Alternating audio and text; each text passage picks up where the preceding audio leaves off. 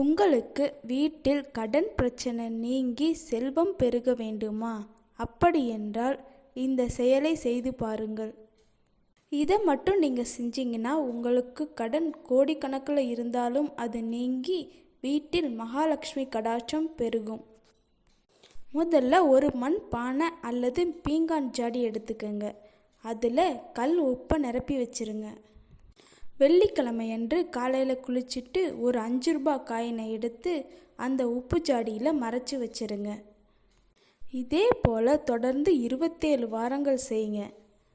அந்த 27 5 ரூபாய் காயின்களையும் எடுத்து ஒரு மஞ்சள் துணியில் கட்டி உங்கள் வீட்டு பூஜை அறையில் வச்சுருங்க.